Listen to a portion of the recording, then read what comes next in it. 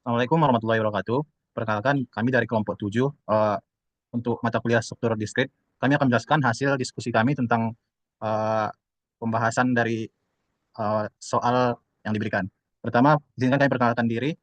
Yang pertama ada teman saya Marstella dan Purbasiboro dengan NIM K6413101101. Kedua ada Noval Gifari Afdala dengan NIM K6401231029.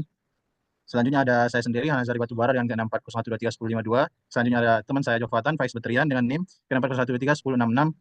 Dan terakhir ada Anargia Isadi Maheswara dengan NIM genap 413 11 18. Baik, untuk mempersingkat waktu, kita lanjutkan ke soal nomor satu. Kepada Mas Tela dipersilahkan. Saya lanjutkan untuk nomor satu.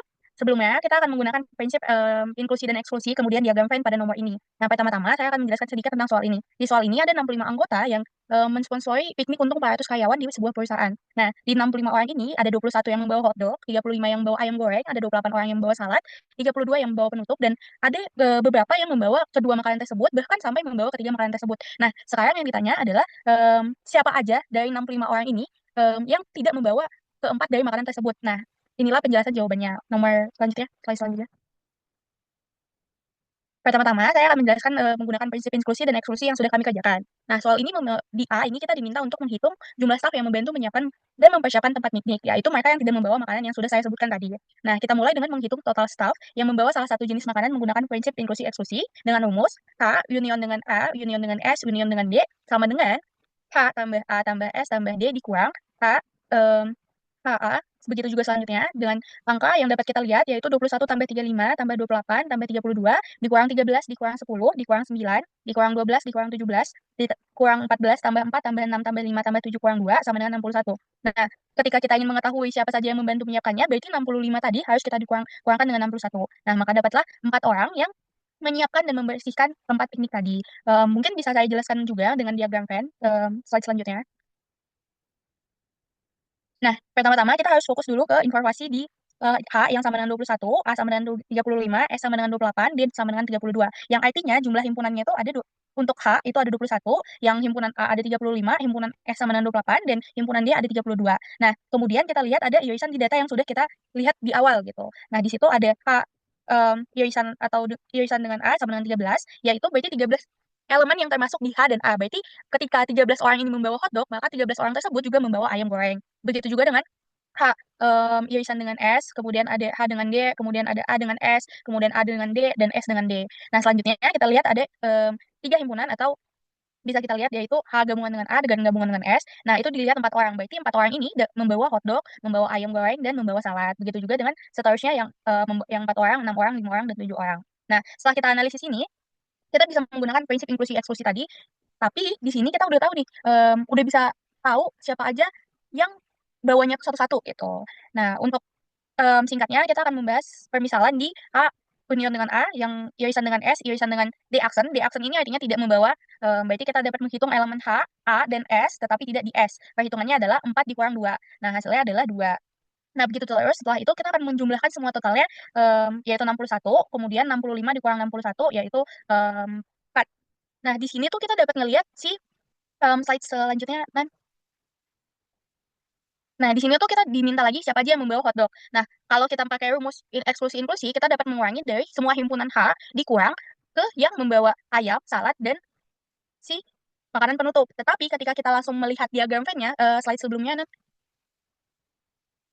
Nah, di ini kita dapat ngelihat yang biru. Nah, di yang biru ini kan udah ada H, A aksen, S aksen, dan D aksen. Nah, di sini udah kita cari nih tadi H aksen, H, A aksen, X aksen, D aksen itu berapa? Nah, dapat tadi 2. Kita buktikan dengan rumus eksklusi inklusi tadi. Slide selanjutnya, Nan. Nah, benar. Jadi yang membawa hotdog itu cuma 2 orang. Mungkin dapat dilanjutkan oleh teman saya. Oke, selanjutnya saya izin melanjutkan untuk bagian yang nomor satu.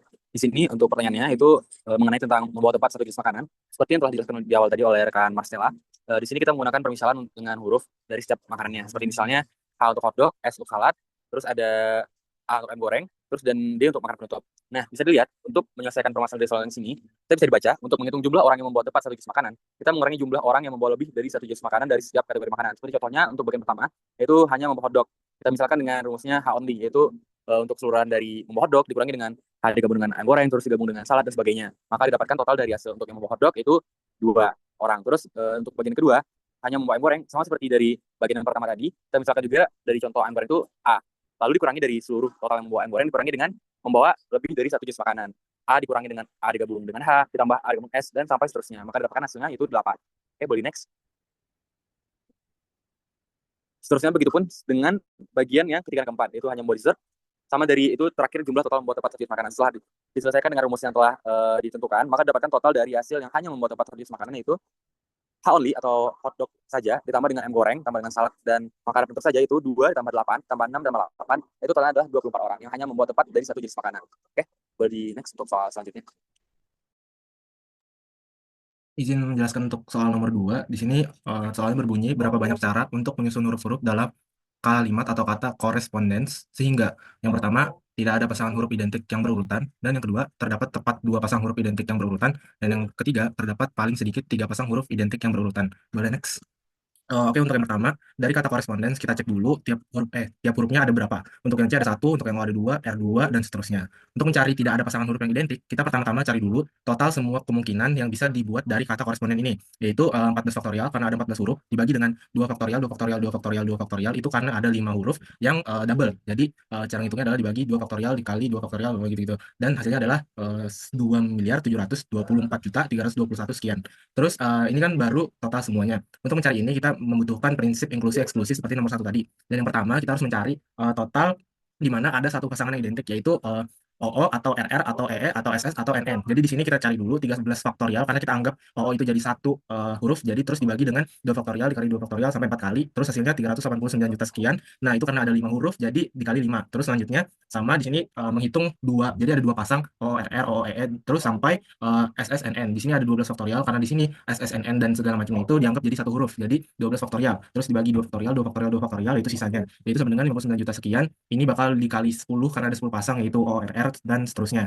Terus yang ketiga itu ada ORREE, ORRSS sampai ESSNN. Itu sama dengan 11 faktorial dibagi 2 faktorial dikali 2 faktorial sama dengan 9 juta, dan ada 10 pasangan juga. Jadi dikali 10. Jadi di sini terus yang selanjutnya ada ORRESS, itu sama kayak tadi, terus sama dengan 10 faktorial dibagi 2 faktorial 1 juta sekian dikali 5 karena ada 5 kemungkinan. Dan terakhir adalah ada semua pasangan huruf identik, yaitu 9 faktorial. Jadi ini dianggap satu huruf ORRESSNN. Oke, next. Jadi untuk mencari kombinasi pasangannya adalah total semua dikurang tadi yang satu huruf saja, terus ditambah yang 2 huruf, dikurang yang 3 huruf, ditambah yang 4 huruf, dikurang yang 5 huruf, itu semuanya. Itu hasilnya adalah 1.286.046.720. Untuk yang B, next. Untuk yang B, konsepnya sama, cuman di sini kita disuruh mencari untuk suatu kata dengan tepat 2 pasang huruf identik berurutan. Jadi di sini konsepnya adalah kita mengurangkan paling dikit 2 dikurang dengan paling sedikit 3. Jadi untuk mencari paling dikit 2 itu sama kayak tadi, kita mencari dulu jadi kita ngambil 2 dari 5 kemungkinan di sini. Jadi ada kombinasi 52, 59 juta dikurang kombinasi 53. Ini konsepnya sama seperti tadi, inklusi dan eksklusi. Jadi hasilnya bakal menjadi 500 juta, 7.666.120. Terus untuk yang paling sedikit 2, hasilnya sama caranya dengan mencari yang paling sedikit 3. Ini kombinasi 53 karena dia paling sedikit 3. Terus kombinasi 54, terus ditambah dengan kombinasi 55. Cuman di sini karena kombinasi 55 itu 1, jadi dikali 1. Terus hasilnya adalah 91.084.380. Baru tepat 2 itu adalah dengan cara mengurangkan paling sedikit 2 dikurang paling sedikit 3. Jadi hasilnya adalah 416.584.735. Oke, untuk yang C bakal dilanjutkan oleh teman saya. Baik, di sini 2C akan saya lanjutkan. Sebenarnya sudah dijawab di 2B oleh Argi, sama saya sepertinya. Jadi 2C itu paling sedikit 3 pasang huruf identik berurutan. Nah, di sini ada tempat 3, itu bisa OO, RR, EE, atau NN atau SS, sama aja. Ini C53 baru dikalikan 11 faktorial per 2 faktorial 2 faktorial. Kenapa 2 faktorial 2 faktorial? Karena tadi yang berpasangan itu ada 5. Jadi kita ambil 3 sisanya 2. Makanya di sini 2 faktorial 2 faktorial. Hasilnya menjadi 10 dikali 9 9.999.200. Nah, hasilnya ini 99.792.00. Dan setelah itu kita cari yang tepat 4 yaitu OO, RR, EE, NN atau SS juga boleh. Tapi ini kita ambil ini saja oren. Jadi C54 5 sama seperti yang tepat 3, tinggal kita kalikan hasilnya 9.072.000. Nah, selanjutnya ada tempat 5, yaitu semuanya yang berpasangan OO, RE, EE, NN, dan SS. Yaitu 1 dikali 9 faktorial, hasilnya 362.880. Jadi setelah itu kita tinggal kurangin dan tambahin. Dari kita tepat 3 dikurang tepat 4 ditambah tepat 5. Atau C53 dikurang C54 ditambah yang tepat kelima ini. Jadi tinggal kita masukkan, hasilnya menjadi 91. 91.082.880. Baik, selanjutnya akan dijelaskan oleh teman saya. Baik, saya lanjutkan soal nomor 3 ini. Itu ada suatu maskapai penerbangan yang merancang alur kerja chatbot yang mengenali permintaan-permintaan sebagai berikut, yaitu saya ingin memesan tiket, tolong pesankan tiket untuk saya dan pesankan tiket. Nah, kemudian state yang dibentuknya itu ada 5, itu Q0 itu state awalnya, kemudian Q1 yang mengenali kata kunci saya, Q2-nya mengenali ingin, Q3-nya pesan, memesan atau pesankan, dan Q4-nya itu mengenali tiket. Kemudian slide selanjutnya. Kemudian di slide ini kita diminta untuk menggambar diagram NFA-nya untuk contoh yang diberikan tadi. Kemudian mengeceknya apakah pernyataan-pernyataan di bawah ini dari 1 sampai 4 apakah diterima atau tidak oleh NFA tersebut. Maka kemudian di next. Nah, di sini kita buat NFA sebagai berikut, yaitu dimulai dari state awalnya itu Q0, start di sini, kemudian jika diberikan input tolong, dia akan kembali ke Q0. Dari Q0 diberikan input saya akan menuju ke state selanjutnya yaitu Q1, dan dari Q1 diberikan input ingin, dia akan ke state selanjutnya Q2, itu kemudian dari step Q2 diberikan input memesan, dia akan menuju step Q3. Sedangkan kalau dari Q0 diberikan input pesan atau pesankan, dia akan meloncat menuju ke step Q3. Nah, dari step Q3 ini, ketika diberikan input tiket, dia akan menuju step Q4, itu final state-nya. Nah, boleh di next. Nah, di sini kita akan mengecek, membuktikan apakah pernyataan yang diberikan pada contoh tadi diterima atau tidak pada NFA yang telah kita buat. Nah, di sini ya, pernyataan pertama itu saya ingin memesan tiket, saya ingin pesan tiket. Nah, kita buat basisnya itu delta head Q0, epsilon, maka dia akan di state Q0.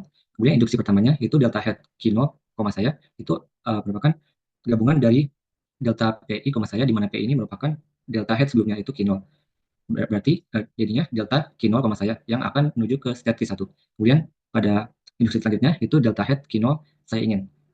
Maka caranya dengan gabungan PI, di mana PI-nya itu merupakan delta head dari sebelumnya, yaitu Q0, ingin. Jadi delta Q1, ingin akan menuju ke state Q2. Kemudian ketika inputnya itu saya ingin pesan, maka itu merupakan gabungan dari Q0, gabungan PI, pesan, di mana PI-nya merupakan delta head sebelumnya, yaitu Q1. Nah, ketika kita masukkan dalam ini, berarti delta Q2, pesan. Dimana kalau diberikan input pesan dari state Q2, dia tidak akan menuju ke state apapun. Maka dia akan menuju himpunan kosong. Nah, begitu seterusnya sampai pesan tiket juga tidak diterima, karena sebelumnya dari ingin pesan ini sudah diterima, maka selanjutnya akan tidak diterima. Nah, karena delta head dari Q0 saya ingin pesan tiket itu diiriskan dengan final step-nya, itu berarti himpunan kosong diiriskan dengan Q4, maka hasilnya itu himpunan kosong. Nah, karena himpunan kosong, maka input dari saya ingin pesan tiket ini tidak diterima oleh NFA tersebut. Boleh di next. Nah, kemudian pernyataan kedua yaitu pesankan tiket untuk saya. Nah, di sini basisnya itu delta head Q0, epsilon, itu Q0. Kemudian induksinya yang pertama delta head Q0, pesankan. Nah, di situ merupakan gabungan dari delta PI, pesankan, di mana PI itu merupakan delta head sebelumnya, yaitu Q0. Nah, berarti delta Q0, pesankan, dia akan menuju ke Q3, loncat ya, dari Q0 langsung ke Q3. Nah, kemudian induksi selanjutnya itu delta head Q0, pesankan tiket. Nah, di situ karena dia dari Q3 kan sebelumnya delta headnya Q3 ya. Jadi delta Q3, tiket, maka dia akan menuju ke step selanjutnya itu Q4. Nah, di industri yang ketiga, delta head Q0, pesankan tiket untuk dia dari delta yang sebelumnya diberikan input untuk, sebenarnya kan sebelumnya sudah mencapai Q4 ya. Q4 itu adalah final state-nya. Nah, ketika dia diberikan input untuk, dia tidak akan kemana-mana. Jadi ini untuk ini kita anggap sebagai wildcard. Wildcard itu di mana semua input yang mencakup di luar dari diagram itunya, diagram state-nya. Nah, jadi ketika dia sudah dari final state, diberikan input apapun lagi, dia akan tetap di final state tersebut. Maka dari pernyataan tersebut, delta head Q0, pesankan tiket untuk saya itu akan tetap berada di state Q4. Nah, karena ketika kita iskan dengan final state-nya itu tidak himpunan kosong, maka input dari pesankan tiket untuk saya itu masih diterima oleh NFA tersebut. Boleh lanjut. Nah, kemudian di pernyataan ketiga itu saya ingin memesan tiket. Nah, di sini basisnya yaitu delta head Q0, epsilon, yaitu di state Q0. Kemudian induksi pertamanya itu delta head Q0, delta head Q0, yaitu gabungan dari delta PI, tolong, di mana PI-nya merupakan Q0 dan dia akan di state Q0. Kemudian yang kedua delta head Q0, tolong, ya, di sini kita bisa perhatikan bahwa ada koma di setelah tolongnya. Nah, itu yang menyebabkan dia akan menuju state yang tidak diketahui, maksudnya belum didefinisikan sebelumnya. Nah, karena itu ketika berikan input koma dari delta head Q0, tolong, dia akan menghasilkan himpunan kosong. Nah, karena sudah himpunan kosong dari induksi kedua ini, maka induksi seterusnya akan himpunan kosong apapun input yang diberikan selanjutnya. Maka karena delta head dari key 0 tolong koma saya ingin memesan tiket diiriskan dengan final state-nya itu adalah himpunan kosong, maka input dari tolong koma saya ingin memesan tiketnya itu tidak diterima karena ada komanya itu yang menjadi masalah. Baik, lanjutkan. Nah, kemudian di pernyataan gambar ini ada saya ingin memesan tiket sekarang. Nah, basisnya itu delta head Q0, epsilon, itu state Q0. Kemudian induksi pertamanya yaitu delta head Q0, saya, yaitu gabungan dari delta PI, saya, di mana PI itu merupakan delta head sebelumnya, yaitu kita proses akan menghasilkan Q1.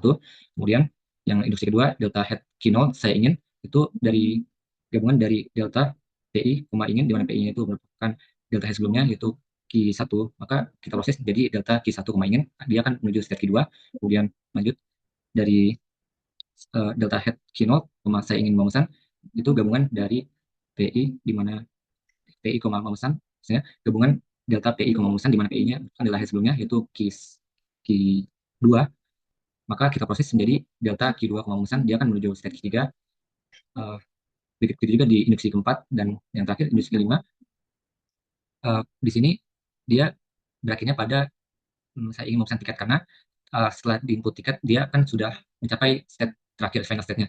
Nah, kemudian di input yang kelima ini delta head Q0, saya ingin memesan tiket sekarang, itu kan dari data sebelumnya yang saya ingin memesan tiket itu sudah di state Q4 ya. Nah, kemudian itu juga yang input sekarang itu kita jadikan sebagai wildcard, di mana dia akan tetap berada di final state-nya apapun input selanjutnya. Nah, karena begitu maka delta head Q0, saya ingin memesan tiket sekarang diisikan dengan final state-nya itu kan berarti state Q4 diirisan dan Q4 itu bukan himpunan kosong. Nah, karena bukan himpunan kosong maka input saya ingin memesan tiket sekarang itu diterima oleh NFA tersebut. Gitu.